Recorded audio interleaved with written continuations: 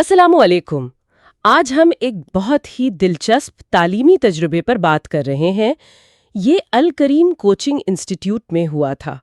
کوئی عام سرگرمی نہیں تھی یہ، بلکہ طلباء کو موقع دیا گیا کہ وہ اپنے لیے ایک علامتی ایک اسٹوڈنٹ پرنسپل چنیں، اور اس کا مقصد تھا انہیں جمہوریت کا آپ کہہ لیں عملی سبق سکھانا۔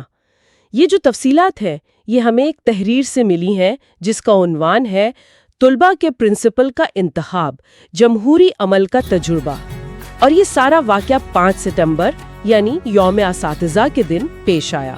تو آج کی اس گفتگو میں ہم یہی سمجھنے کی کوشش کریں گے کہ یہ جو بظاہر ایک سادہ سی سرگرمی لگتی ہے، اس نے کتابی علم سے ہٹ کر جمہوریت کے کون سے گہرے پہلو سکھائے۔ ذمہ داریوں پر بات تو ہوتی ہے، لیکچرز ہوتے ہیں، لیکن انہیں عملی زندگی سے جوڑنے کے موقع وہ ذرا کم ملتے ہیں۔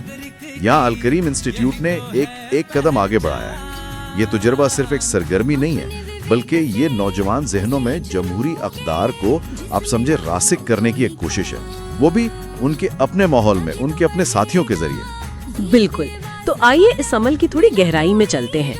انسٹیٹیوٹ نے یہ فیصلہ کیا کہ طلباء خود اپنے لیے ایک اسٹوڈنٹ پرنسپل چنیں۔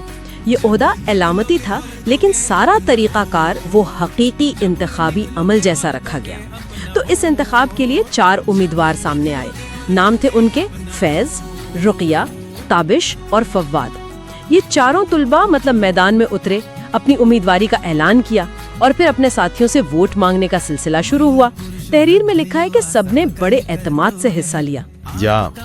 یہاں ایک بات سمجھنا بہت اہم ہے۔ دیکھیں، اگر صرف ایک ہی امیدوار ہو تو وہ انتخاب نہیں ہوتا، وہ تو بس نامزدگی یا حکم ہو جاتا ہے۔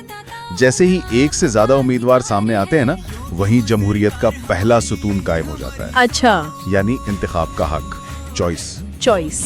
اس سے طلباء کو پہلی بار شاید یہ احساس ہوتا ہے کہ قیادت یا نمائندگی یہ کسی کی ذاتی جاگیر نہیں ہے، یہ ایک ذمہ داری ہے جو دوسروں کے اعتماد سے ملتی ہے۔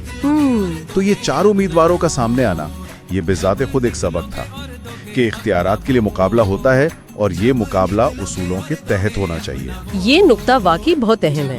اچھا، تو ان امیدواروں نے یقیناً اپنی بات پہنچائی ہوگی، ووٹ مانگے ہوں گے، اس کے بعد پھر ووٹنگ کا مرحلہ آیا ہوگا۔ تحریر کہتی ہے کہ ہر طالب علم نے پوری سنجیدگی سے اپنا ووٹ ڈالا۔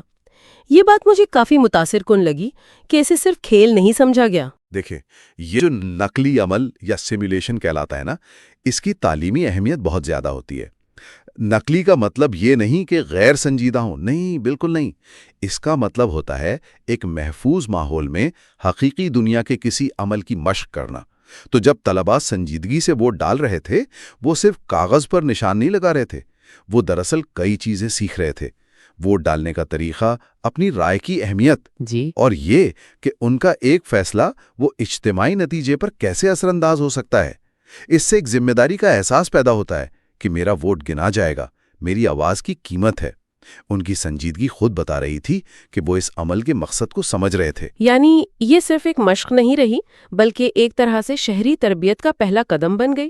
اچھا، ووٹنگ کے بعد کیا ہوا؟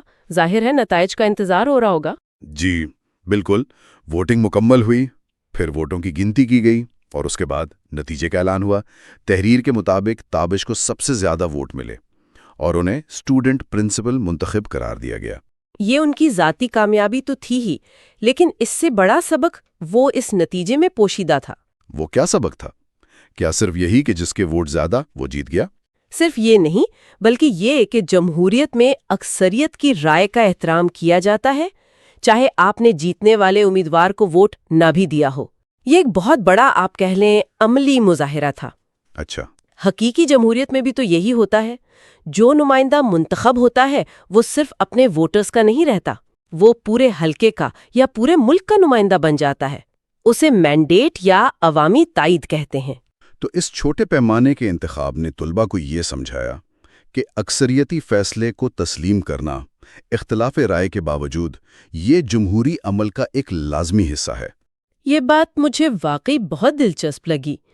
یہ صرف ایک عہدہ دینے یا لینے کا کھیل نہیں تھا، بلکہ اس پورے عمل میں سیکھنے کے کتنے سارے پہلو تھے۔ طلبہ نے براہ راست دیکھا کہ نظام کیسے چلتا ہے، ووٹ کیسے کام کرتا ہے، نتائج کو کیسے قبول کیا جاتا ہے۔ یہ کتابوں میں پڑھنے سے تو یقیناً کہیں زیادہ مؤثر محسوس ہوتا ہوگا۔ یقیناً، اور دیکھیں، نتائج کو خوشدلی سے قبول کرنا اور جیتنے والے امیدوار کا بھی ہارنے والے امیدواروں اور ان کے حامیوں کے ساتھ احترام سے پیش آنا، یہ جمہوری رویے ہیں، یہ ایٹیٹیوڈز ہیں۔ اس تجربے نے طلبہ کو موقع دیا کہ وہ ان رویوں کو عملی طور پر دیکھیں اور شاید اپنا بھی سکیں۔ معاشرے میں برداشت اور ایک دوسرے کی رائے کا احترام پیدا کرنے کے لیے ایسی مشقیں وہ نچلی سطح پر بہت کارآمد ہو سکتی ہیں۔ یہ ایک طرح سے پختہ اور مہذب شہری بننے کی تربیت ہے۔ اچھا، اس سرگرمی کے اثرات صرف انتخابی دن تک تو محدود نہیں رہے ہوں گے۔ تحریر میں ذکر ہے کہ اس سے طلبہ کی ذاتی نشو و نما پر بھی کافی مثبت اثر پڑا، خاص طور پر وہ طلبہ جو امیدوار بنے تھے، ان کے حوالے سے کیا کہا گیا ہے؟ جی ہاں، جو طلبہ امیدوار کے طور پر سامنے آئے نا، ان کے لیے تو یہ خود اعتمادی بڑھانے کا ایک بڑا موقع تھا۔ سوچیں ذرا، مہم